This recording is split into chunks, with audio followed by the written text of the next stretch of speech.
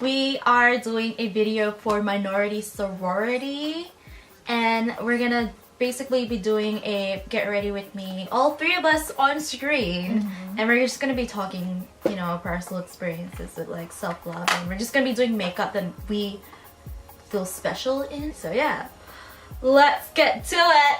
So we all have our faces or bases on. Our faces and bases. Anyways, what makes you feel bomb? Well, I don't know what makes me feel bomb. Pretty much makeup that's just like super glowy and having really nice, you know, flawless skin and Do makeup at the same time. Hey, but I like to go warm in the creases. I always feel like confident in that, and just like highlighter and nice long fluttery lashes and great eyebrows. And that's my secret to feeling great. Next one, how about you, Annabelle? Basically I always do like a maroony kind of crease or browny maroon situation. Then like a bronzy or gold on the lid with nude lips and a lot of highlighter and sculpting. So, and like bold brows, like very full hairy eyebrows. I love that look. I don't know, that's just what makes me feel, yes, selfie ready. What about you, Okay, Chanel? I was gonna say no, I was gonna ask me. Okay. Okay. For me, I don't know what I like. I like hairy brows as well. I like shimmery lids. Like I don't really feel 100% with matte eyeshadow. I feel more 100% with shimmery eyeshadow, and I feel 100% with a subtle cat eye and fluttery eyelashes as well, and glowy highlight, and I most feel special with my velour lips, the NYC. So just bold lips in general, I feel more special with. Eurocentric beauty ideals. Yeah, basically with like, I feel like with Asian makeup trends, it's, well, at least with Southeast and East Asian makeup trends, it's doing whatever we can to make our eyes bigger. And I know that's like a thing in like non-East and Southeast beauty trends as well. It's like, oh, you need mascara to make your eyes feel awake, right? Yeah. And like you need to fill in your lash line because your eyes makes it more rounder or whatever. But it's the same, but like in Asia, specifically Southeast and East Asia, it's like you're not do pretty the most. You're not pretty unless You have like a double eyelid, Yeah. or and you like, yeah, you know what a double eyelid is, right? Yeah, like that. Basically, if your eyes aren't big enough or open enough, you know, striving towards that whiteness. And then there's people who are just gonna be like, it doesn't even have to do with anything with white people. And it's just like, it's because you don't see it. Like on the surface, we're not going, oh, I wish I was more white. Yeah, it's little It's things. the subtext. Little, little subtext. things, little socializations are just like It's embedded. Like you can't see it. It's embedded. It's like literally pervasive and everywhere. You can't. It's literally in everything. Do you guys want to talk about like nose contouring at all, in terms of like Eurocentric? Because I know that's a thing for Asian beauty things as well. Yeah, I contour my nose as well. Not for any other purpose, just because it's just a step. I don't know. I just see it as a step, but I can see how someone else might use that as a no, I have to contour my nose because Yeah, like it has like a little anxiety. Yeah, to it, Africans have like big noses and stuff like that. Like wide and flat, like button nose, like everyone wants that button nose kind of thing. Like, I know. I used to think that in high school too. Like, but now I know better. Like I love my nose now. I mean, I don't love it, but I'm getting there. So at least I've recognized. I feel like I it's can't very love it. easy to fall in the trap of like, I have to contour this, and it's like, but why? Yeah. Why do you have to? You don't have to. I think that's also like an anxiety that has been in place by like Instagram makeup. Yeah. So hopefully the pastels are like a dot in your beauty influencer circle where we don't subscribe to Instagram makeup. Not that it's a bad thing either, but it's just that there should be other avenues and ways of play with makeup rather than just a singular look. Because also Instagram makeup really like enforces you know, perfectness.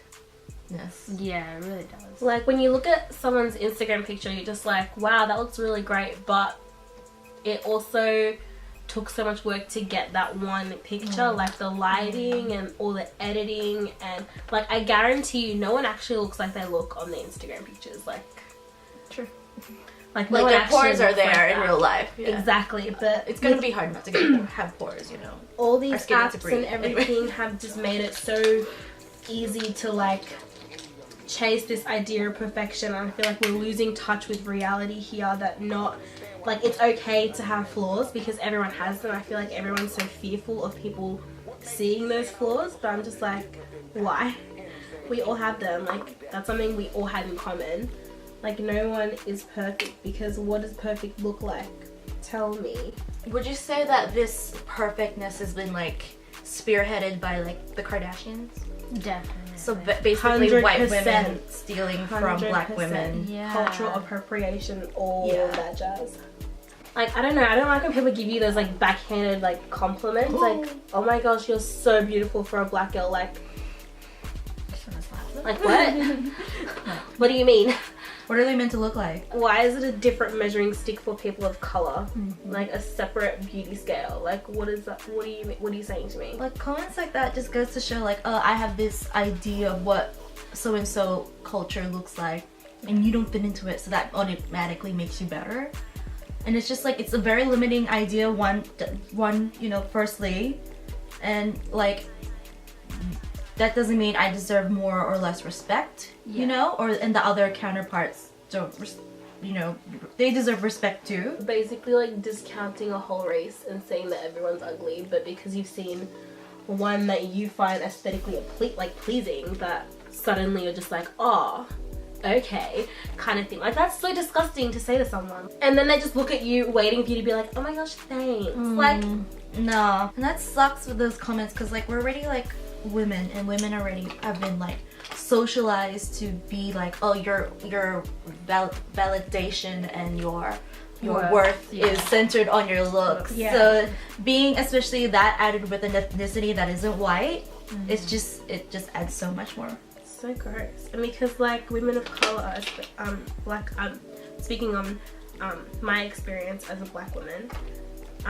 it's very sexualized within society, and I feel like that sexualization makes people feel like they can speak to you in a different kind of way that they wouldn't normally speak to someone. Like, I don't know, people say the most disgusting, demoralizing things to me, and I'm just like, what made you think that was a good idea? Like, what made you think you could get away with talking to me like that? It's just like, you wouldn't say that to another girl of a different race. So what makes you think you can get away with saying that to me? We're both women. Like, we're both existing within this society. So what makes you feel like you can speak to one way and one another way? Like, that really... Because it's definitely a racial. That really gets to me. Yeah.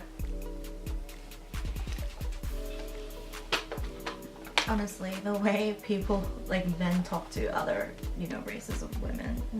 Yeah, I don't know. I feel like with beauty for Southeast and East Asians, it's mainly just you either follow Korean beauty trends, or you go into like Instagram baddie makeup. So like Kim K makeup, and I feel like it's very limiting. I don't know, I feel like I'm sort of a light-skinned Filipino, or not light-skinned, but I'm in the lighter shade of the spectrum, so I do have privileges. Like I hold privilege over, you know, darker skinned Filipinos, so I need to like acknowledge that for sure. But yeah, I also do have like a little anxiety about like, I used to have a little anxiety about like going into the sun and like, you know, not wearing sunscreen, because like I'm Filipino, so basically I'm from the islands, so basically it's easy for me to tan.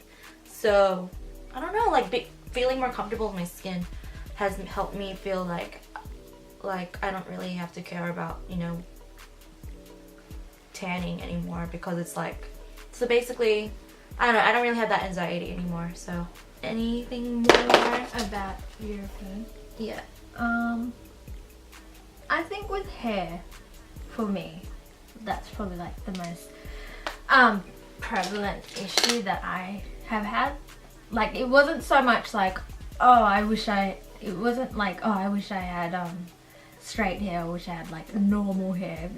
It was just like it goes along with what you said about subtext, and then looking back it's kind of like, oh, maybe I did have some issues that I wasn't really aware of as much as I am now. Yeah. But I feel like now I've grown to like appreciate and be more comfortable with my hair. 100%. I can 100% agree with that.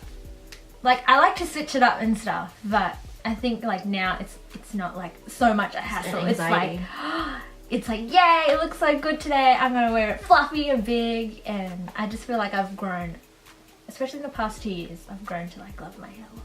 I remember the first time I saw you when you didn't straighten your hair. That was like just like our no first one video. in high school, like no one would ever see my natural hair, but now I'm a lot more comfortable with it, especially thanks to like Instagram pages that like, you know, tell you how to do your hair and things. It's just like, yay, little community. Every time I go out and there's another curly hair girl, we always like look at each other and like, I want your hair, what's your hair secret? I said this one time, I heard a girl say it, like, oh my gosh, look at her hair. And I was like, oh my god, look at your hair. So cute. But yeah, that's probably my qualm. Yeah, I feel like I'm the same with hair. I don't know, I feel like this is probably very prevalent amongst a lot of Africans. Just that the whole concept of like having good hair and like relaxing your hair consistently to have it straight and flat and completely untextured. Because I know that as a kid, like I relaxed my hair like a lot, like every 3 months I would relax my hair. My hair was like so, like I would get praised for having like long hair just because a lot of African relax their hair so much to the point where it's just like so dead that when I was a child everyone was just like, oh, she has long hair, it's just so long, but it wasn't even that long, and it was like so dead as well. And I always hated cutting my hair because I just felt like, I don't know, I don't think this is so much of a race thing, it's just like a I didn't know how I felt about having short hair on me just because I associated like, I think it's just like the whole gender role, femininity kind of thing, like how like I felt ugly with like short hair, and like how long healthy hair was associated with like how beautiful you are kind of thing. And just like that kind of scares me, like knowing that I was thinking like that at like age 6. Like It's been like you're just like socialized to think that like when you watch TV, like all the lead girls have like long hair, and then the friend is normally like the person of color that's like the short, the indie one. Yeah. Are you talking about Miranda? I'm kidding. Not just like Miranda, just like in general, I feel. But yeah, that's just like something I noticed. We're side characters. Pardon? We're side characters. Or mean popular girls. Yeah. So this is the finished look. This is a look that we, what's it called? Just feel 100. So thank you to everyone at Minority Sorority, and congratulations on your launch. And we want a big thank you to Mary as well for reaching out to us to contribute. And yeah, hope you like this candid sort of, you know, chit chatty. We kind of got sort of deep. So yeah, check us out, and we'll see you next time. Bye bye.